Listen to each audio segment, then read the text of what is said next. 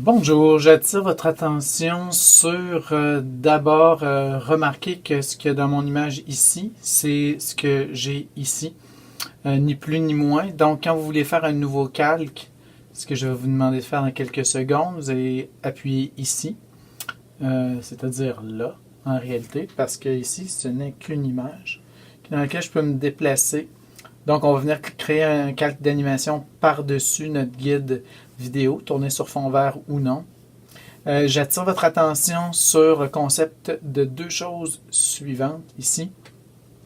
Vous avez le concept des instances et le concept de l'exposition. Une instance, c'est un dessin. À chaque fois que vous avez un dessin différent, vous avez une nouvelle instance. Ce dessin-là peut être exposé, donc photographié, une, deux, trois, quatre fois, n fois même. OK?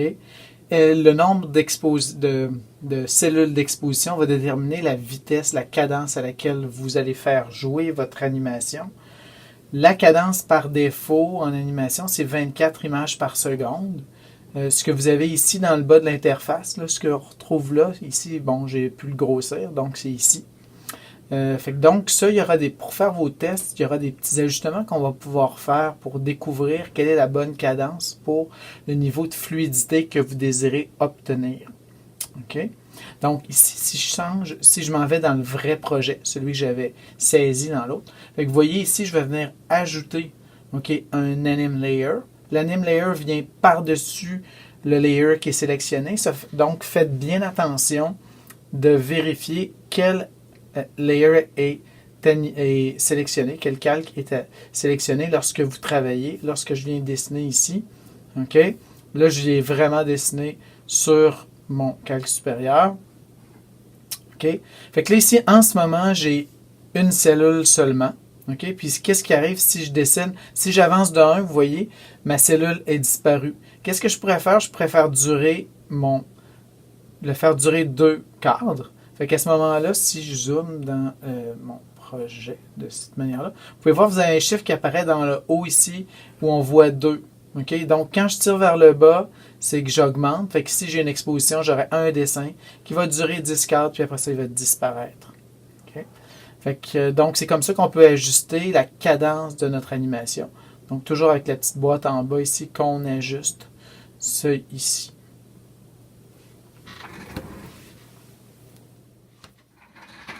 Donc ici, j'ai commencé à faire le contour. J'ai dessiné en blanc parce que je voulais avoir quelque chose que je vais pouvoir en faire ensuite facilement faire jouer sur le noir. Là, vous voyez ici, je vais venir peut-être détacher des éléments importants, comme ça ici, jusqu'à la manche là. Donc, je suis sur le premier cadre, si vous remarquez bien. Bon, je pourrais venir, si je le désire, détacher ma montre. Peut-être détacher le soulier ici comme ça. Bon, les bas aussi ici comme ça. Donc, je pourrais corriger ça. Bon, et maintenant, ce que je vais faire, c'est que je vais avancer jusqu'à temps que je commence à bouger pour ce dessin-là. Donc, je vais déplacer ma tête de lecture. J'aurais pu la déplacer avant. Bon, fait que vous voyez ici, mon bras commence à bouger là. Fait que je vais venir ajuster ma cellule d'exposition ici comme ça. Bon, maintenant je pourrais agrandir pour voir mon image au complet. OK, puis je vais aller chercher, bon, je vous dis toujours 3 dessins. Fait que là, ce que je ferais, c'est que j'irais me déplacer vers la fin, ici. Là, je vais être obligé de faire un zoom out. Fait que j'enfonce la touche alternante, puis avec le bouton du milieu sur la souris, je suis capable de venir faire un zoom out. Puis là, je serais capable de venir tracer, OK, comme c'est ici. OK, là, je le fais assez vite. Je pourrais me rapprocher un petit peu, question de mieux voir. Okay. Bon, quand je manque mon coup, je tape sur U, je peux recommencer. Je pourrais le faire en plusieurs coups. OK, ici comme ça. Fait que là, vous pouvez... Donc, je vous épargne le reste. Bon, je complète. Je vais fermer cette zone-là ici. Je pourrais isoler, bon, le visage, l'oreille, placer comme ça. Peut-être un signe pour la barbe, si jamais je voulais la remplir plus tard. Le bras ici comme ça. Jusqu'à la montre. Vous avez avantage à y aller peut-être par petits coups parce que des fois, si vous faites une erreur, vous ne repartirez pas à zéro la prochaine fois. Donc, une fois que ça c'est fait, regardez qu'est-ce qui s'est produit sur ma ligne de temps. C'est que j'ai fait une nouvelle cellule ici. Puis là, il a étiré par défaut toute celle-là ici. Fait que ce que je vais faire, c'est que je vais ramener, je vais placer ma tête de lecture jusqu'à temps que je commence à bouger. Donc, je vais aller retrouver cette place-là ici.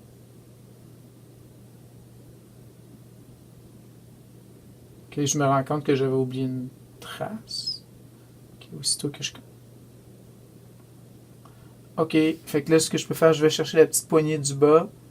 Je la ramène.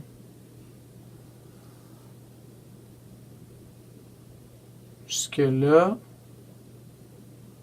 Je peux venir ici et étirer comme ça ici. Là, j'ai la position de la fin.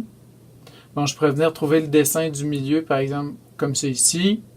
Et je vais faire, regardez bien, si je commence à faire mon tracé comme ça ici. Vous voyez qu'est-ce qu'il vient de faire? Là, j'ai fait une erreur, je m'arrête. Petit truc que j'aurais pu faire avant de faire ça, je vais défaire mon... Et vous voyez, il défait la nouvelle instance. Pour créer une nouvelle instance, j'ai plus besoin de ce tracé-là. Fait que ce que je vais faire, c'est que je vais l'enlever comme ça ici. OK? Puis, donc là, par défaut, il m'a mis cette instance-là. Fait que, donc ici, je peux venir, quand je vais commencer à dessiner, je vais avoir une instance qui dure à ce moment-là 56 cadres.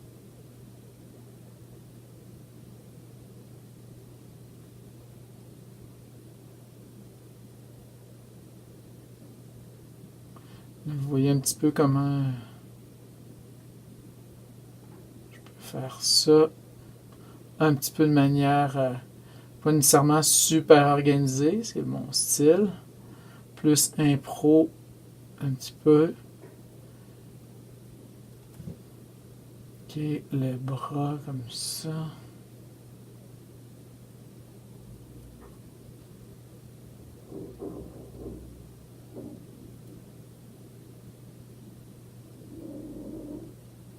Ok. Ensuite, maintenant, je vais me promener. Je m'en vais dans... Je peux retrouver, bon, ça pourrait être une position intéressante ici. Fait que qu'est-ce que je viens faire? Donc, encore la petite tête de mort, j'efface. Et puis là, je recommence. Ok, mon tracé. Bon, puis là, je vais vous montrer quand même l'essentiel. Fait que je peux faire ça ici. Et je pourrais venir ensuite, bon, toujours procéder un petit peu de la même manière, d'aller au milieu. Ok, jusque là, par exemple. Ouais, ici, ça peut être intéressant. Donc, là, je viens effacer une nouvelle fois.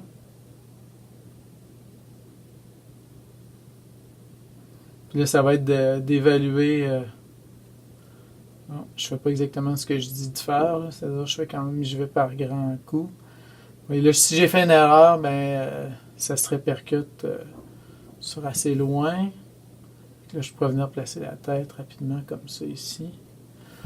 OK. Puis le dos. Fait que là, ce que je pourrais faire, c'est que je pourrais venir éteindre ici la visibilité de mon calque, puis aussi de mon arrière-plan blanc. Fait que, OK, je pensais avoir du foncé.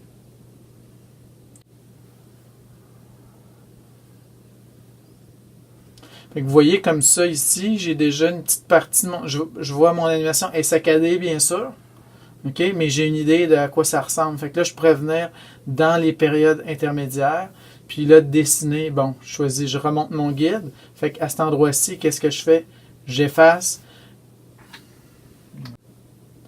Je viens voir ça comme ça ici.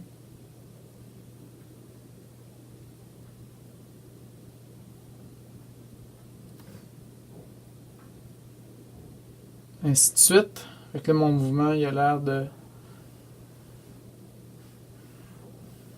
OK, et si je me mets sur fond noir, donc j'enlève ça ici. Fait que là, vous allez voir un petit peu.